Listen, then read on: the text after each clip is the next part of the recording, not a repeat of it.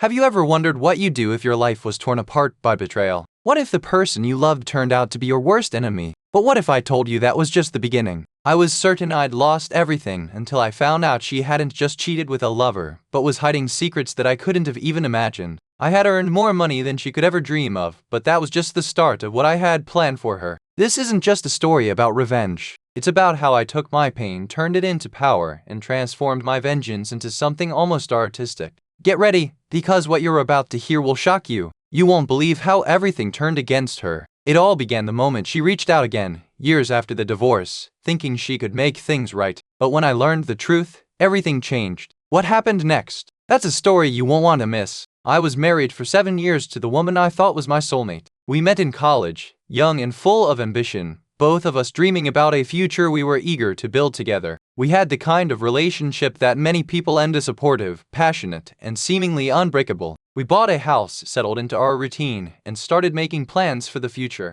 At least, I thought we were. As the years went on, however, I began to notice small discrepancies, strange patterns, little moments that seemed off. At first, I brushed them off. She was busy with work, tired from long hours, stressed out with everything going on in her life. I, too, was preoccupied with my own career, trying to climb the corporate ladder, focus on building my future. But over time, the signs became more glaring, more impossible to ignore. She would come home late, often after I had already prepared dinner and was waiting for her. When I would ask about her day, she would dodge the question or give vague answers. She started taking more business trips that never seemed to have a concrete explanation. Sometimes, she would be on her phone late at night, texting or talking in hushed tones. I'd tell myself it was nothing, but I couldn't shake the nagging feeling that something wasn't right. And then, one evening, I caught her. I came home early for once and overheard her talking on a phone in a low voice, clearly trying to keep the conversation from me. The tone in her voice, there was something familiar in it, something I hadn't heard in years.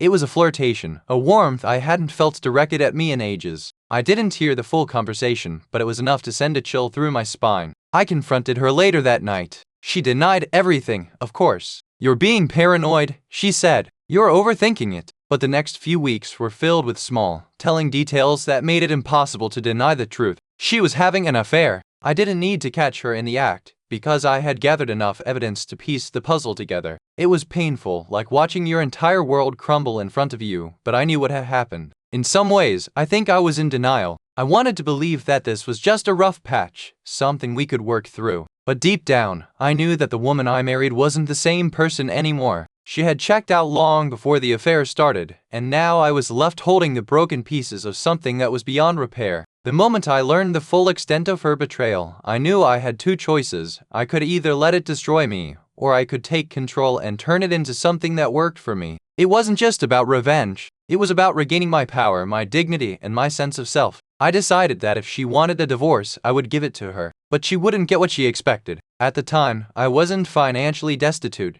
but I also wasn't living in excess. I had a stable job, a decent income, but nothing that screamed wealthy. However, that was all about to change. I had been working on some side investments, nothing big at the time, but slowly, surely, they had started to pay off. Over the course of a few months, I found myself in a position I had only dreamed of. I had earned $500,000. It was a quiet victory. No celebrations, no big announcements, just a steady accumulation of wealth that nobody, not even my wife, knew about. I kept my finances under wraps, all the while letting her think that I was struggling emotionally and financially with the divorce. She had no idea what was coming. The divorce proceedings began. She asked for a clean break, stating that she didn't want to drag things out. I agreed, but I had one stipulation. I wanted to keep the house. It wasn't about the house itself, but rather about the control. I knew that she expected me to be the one scrambling, the one trying to hold on to whatever I could salvage. But the truth was, I had already moved on mentally. When the day in court came, everything unfolded exactly as I had planned. She came incompetent, her lawyer already pushing for a swift and easy settlement. She probably thought I would ask for her forgiveness or beg her to reconsider. Instead, I remained composed and calm, letting her talk as much as she wanted. When it was my turn to speak, I simply said, "I have no objections to the divorce. I would just like to make sure that we agree on the division of assets." The lawyer began to list the usual things: house, the cars, the savings. And then came the big question: "And what about Mr.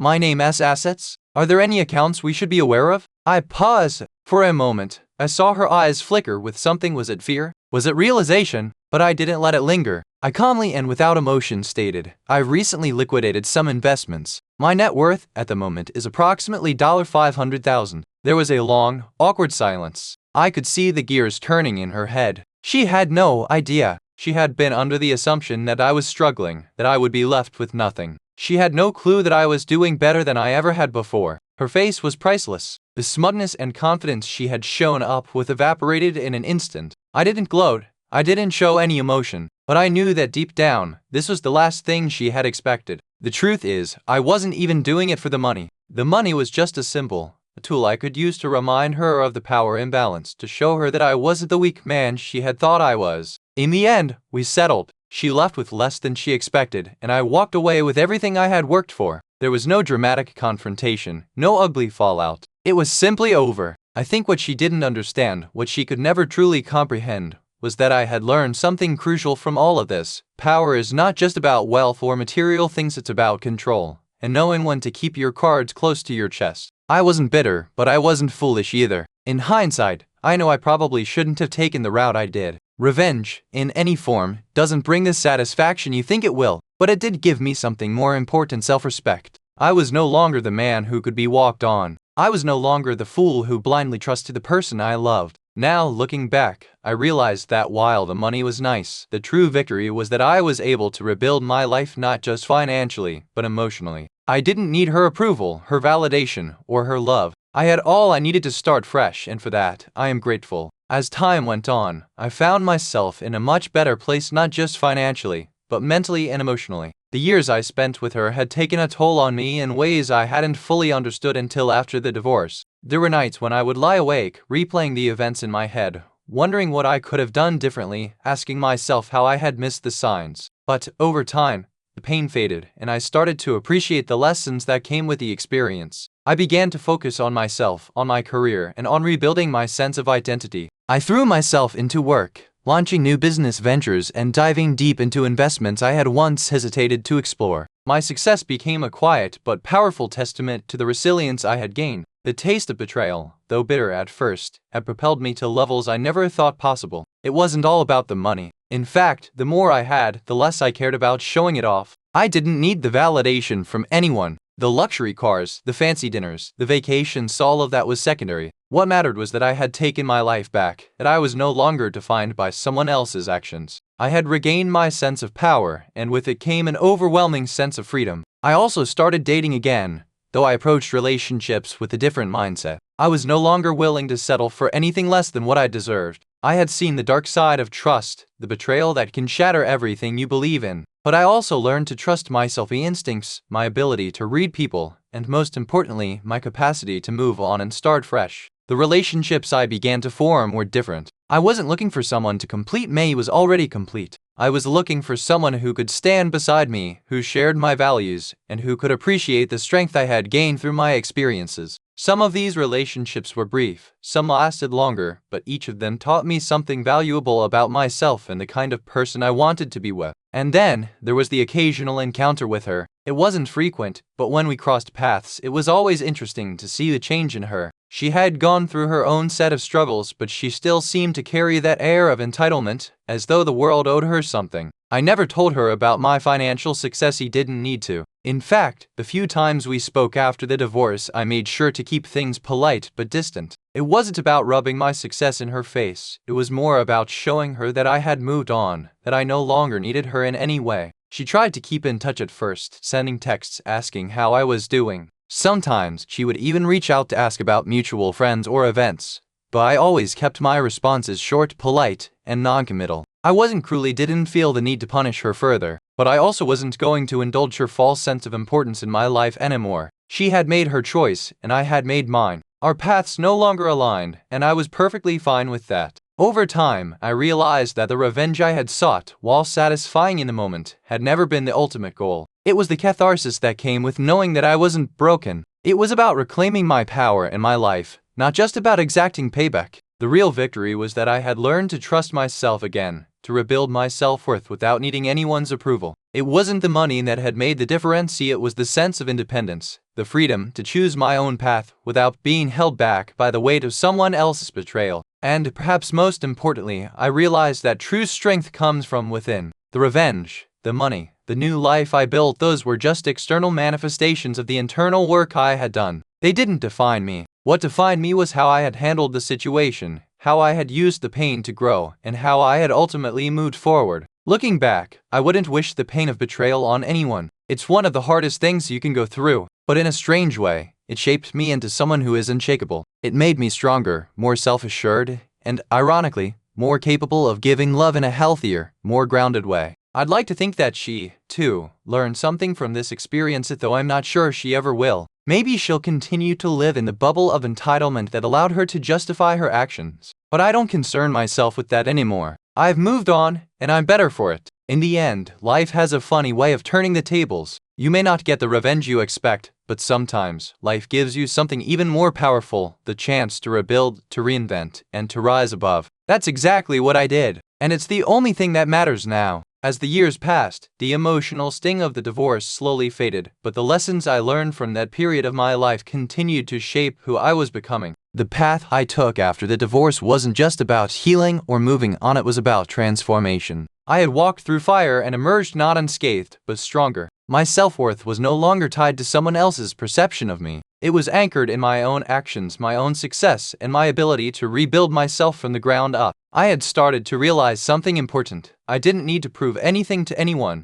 Not to her, not to the people who had looked down on me in the past, and certainly not to those who had witnessed the slow unraveling of my marriage. I didn't need external validation anymore. It was empowering, liberating even, to know that I could stand on my own 2 feet, that I didn't need anyone to complete me. I was whole, and that was all that mattered. I spent the next few years diving deeper into my career and investments. With the money I had earned, I was able to secure my future in ways I hadn't imagined before. I traveled, explored new hobbies, and connected with like-minded people. My work became a source of passion, and I was no longer motivated by the desire to prove anything, but simply by the joy of building something meaningful. And as I built my wealth, I realized it wasn't about flaunting it, far from it. It was about freedom, the freedom to live life on my own terms, without the weight of past disappointments dragging me down. But there was one part of my life that remained untouched by this transformation: love. The idea of a long-term relationship still felt like a distant possibility. I dated, of course, but I did so cautiously.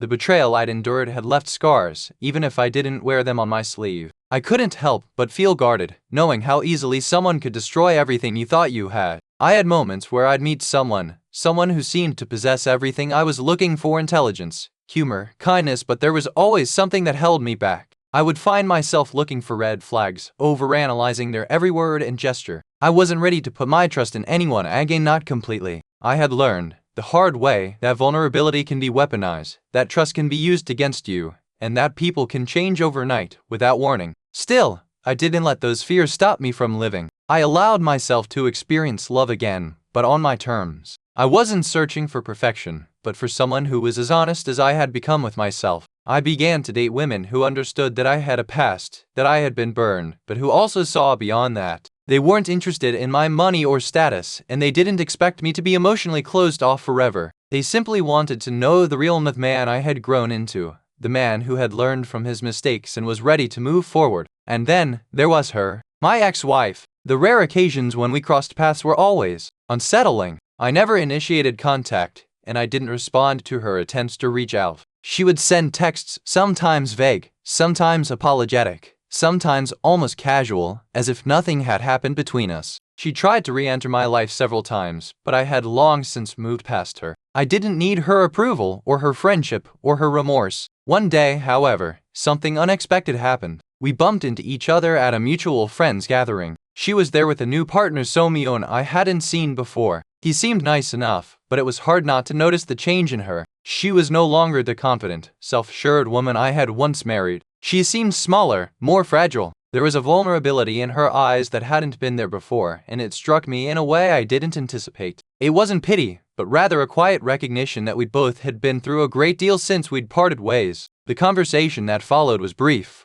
but it lingered with me for days. She apologized, not for the affair itself, she had done that many times before, but for the way she had treated me afterward. She admitted that she had taken me for granted, that she had underestimated my strength, and that she had made choices that she could never undo. There was no grand emotional plea, no attempt to rekindle what we had. She simply seemed tired, worn down by her own decisions. I didn't feel anger. I didn't feel the need for closure. All I felt in that moment was a sense of peace. I had done the hard work of letting go long before she came to this realization. Her apology was just another piece of the puzzle that had already been completed in my heart. I had forgiven her long ago, not for her sake, but for my own. Holding on to the bitterness, the resentment, had only hurt me, and I wasn't that person anymore. We parted ways that evening, and I never heard from her again. It wasn't dramatic. It wasn't cinematic. It was just over. I had no lingering regrets, no desire to revisit the past. I had moved on completely. In the years since, I've continued to build my life. I've cultivated deep,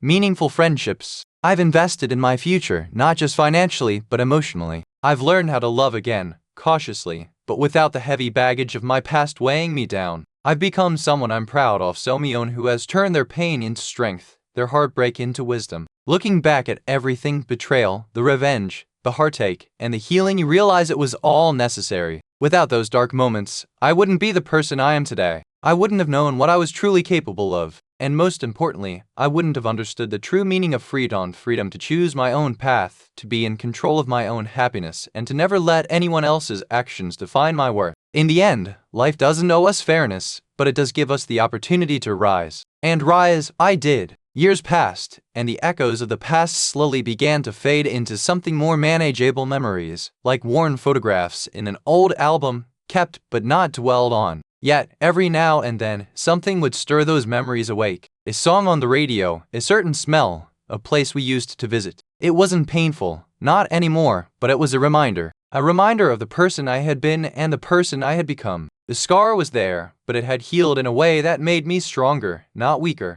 I had moved on, but not completely. In the way people sometimes do, I had buried pieces of my past under layers of success and new relationships. I had told myself that I was beyond the pain, that I had learned my lesson, but as life often teaches us, it's never that simple. I was in a new phase of my life, no healthier, wiser, and with more control over my own destiny than I had ever imagined. My businesses were thriving. I had built a network of friends and contacts that I respected, and I had finally found someone who, for the first time in years, made me feel something I hadn't thought I'd ever feel again: trust. Her name was Isabel, and she was different. The chemistry between us was undeniable. But what truly stood out was the way she saw me not as a successful entrepreneur or a man with a complicated past, but as a person. She understood that I had my scars, my complexities, and she accepted me for all of them. There were no games, no pressure, no pretense. She was kind, intelligent, and had her own life, her own ambitions, which made her even more intriguing. She wasn't trying to fill some void in her life, just as I wasn't looking for someone to complete me.